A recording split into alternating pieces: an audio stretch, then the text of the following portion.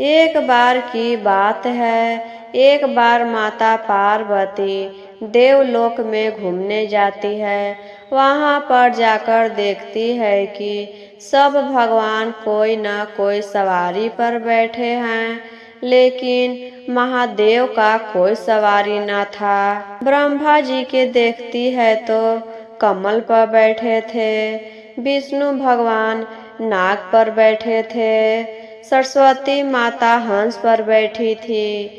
सभी देवी देवता कोई न कोई सवारी पर बैठे थे, लेकिन वहाँ पर महादेव ही थे कि उनका कोई भी सवारी न था।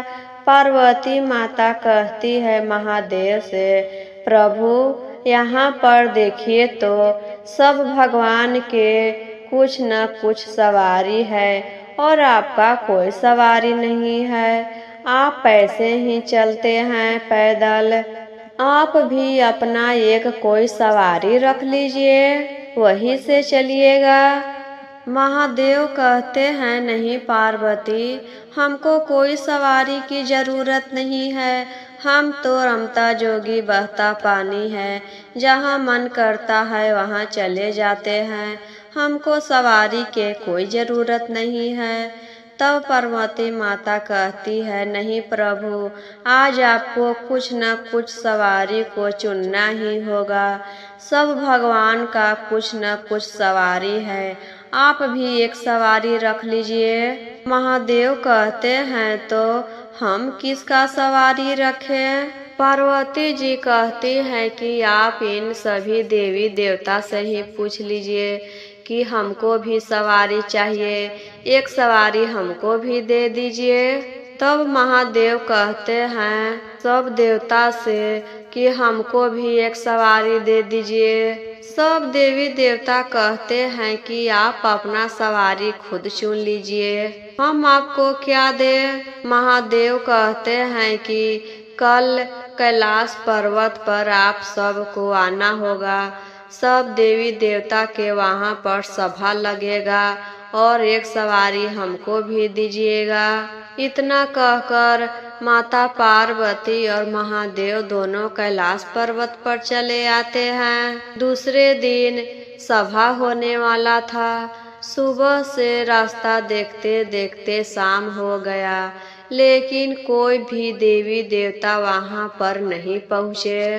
पार्वती कहती हैं, देखिए प्रभु, आप तो सबके मदद करते हैं, कोई भी कुछ मांगता है तो आप दे देते हैं, लेकिन एक चीज आप देवता लोग से मांगे वो आपको नहीं दिए। डर के मारे उन सब यहाँ पर नहीं आए हैं कि कहीं हम वहाँ जाएंगे तो हमें अपना सवारी उनको देना पड़ेगा।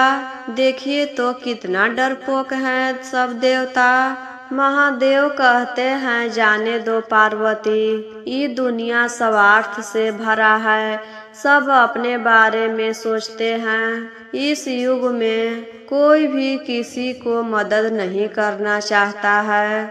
देवता और मनुष्य से अच्छा तो इस युग में जानवर है। चलो हम दोनों चलते हैं जंगल में, जानवर से ही पूछ लेते हैं कि कौन हमको सवारी बनेगा, जानवर ही हमारा मदद करेगा।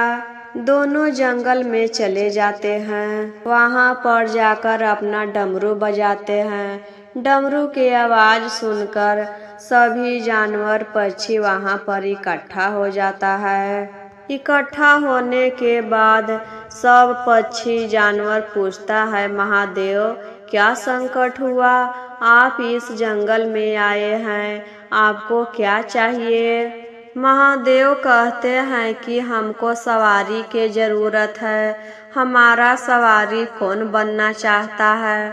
सब पक्षी जानवर बारी बारी से कहता है कि महादेव हमें अपना सवारी बना लीजिए, हम पर ही बैठकर आप सवारी करिएगा।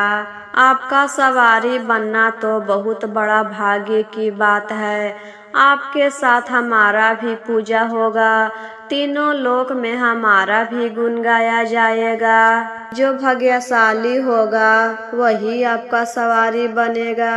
सब जानवर बारी बारी से कहता है, हमें बना लीजिए प्रभु, हमें बना लीजिए प्रभु, मेरा जीवन सफल हो जाएगा आपके सवारी बनकर।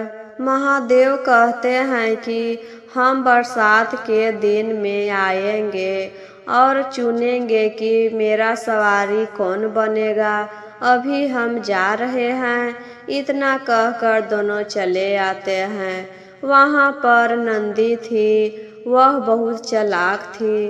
वह सोचती है कि महादेव क्या कहेंगे बरसात में आकर, किसे अपना सवारी बनाएंगे। महादेव का सवारी तो हम ही बनेंगे। महादेव के मन में क्या है हमको जानना है।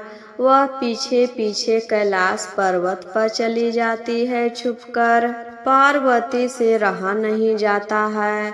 वह कैलाश पर्वत पर पहुँचते ही पूछती है, प्रभु आपके मन में क्या है और बरसात में ही आप क्यों सवारी चुनना चाहते हैं।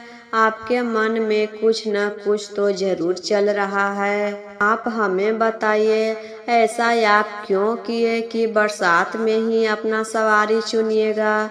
तब महादेव कहते हैं, हम आपको बता रहे हैं, लेकिन आप किसी से भी मत कहिएगा कि हम बरसात का समय क्यों दिए हैं। पार्वती कहती है, हमें मूर्ख समझे हैं, हम आपके बात और किसी से क्यों कहेंगे। आप हमें बताइए, हम किसी से नहीं कहेंगे। तब महादेव कहते हैं, देखिए पार्वती, बरसात के दिन में पानी पड़ते रहता है और हम सब से वहाँ जाकर कहेंगे कि जो मेरे लिए सूखी लकड़ी ढेर सारा लाएगा वही हमारा सवारी बनेगा। और बरसात के दिन में तो सूखी लकड़ी नहीं मिलेगा, तो कौन लाएगा। जिसके पास सूखी लकड़ी होगा उसी को हम अपना सवारी बनाएंगे। यह सब बात तो नंदी सुन लेती है। वहाँ से चली जाती है और अपना रूप बदल कर मनुष्य रूप में हो जाती है, क्योंकि वह रूप बदल सकती थी। मनुष्य रूप में आकर ढेर सारा लकड़ी इकट्ठा करती है। जब बरसात के दिन आया तो महादेव फिर जंगल गए और वहाँ फिर डमरू बजाए।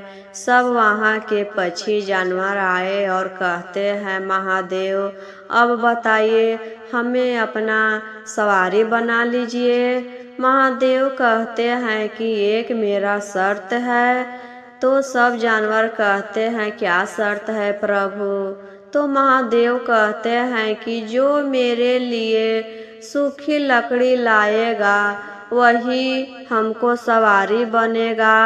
सब जानवर पक्षी कहने लगता है कि महादेव, इस बरसात में सूखी लकड़ी कहाँ मिलेगा, यह तो असंभव है, सूखी लकड़ी नहीं मिलेगा।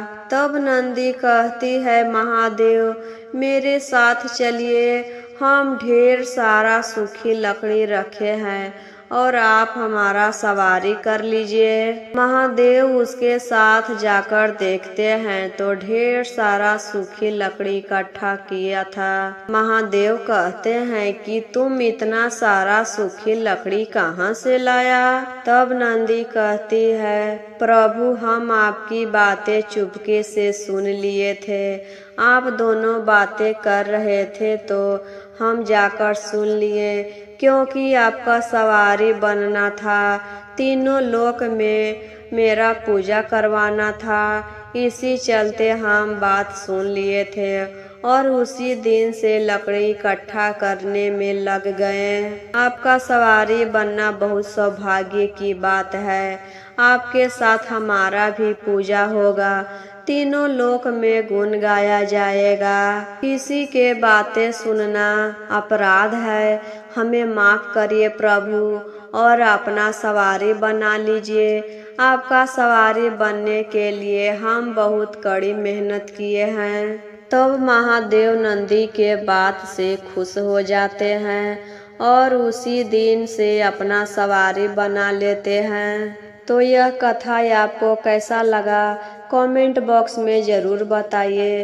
अच्छा लगा होगा तो लाइक करिएगा, शेयर करिएगा और चैनल पर पहली बार देख रहे हैं तो चैनल को सब्सक्राइब करिएगा कि जब भी नया वीडियो डाले तो आप तक ज़रूर पहुँचे।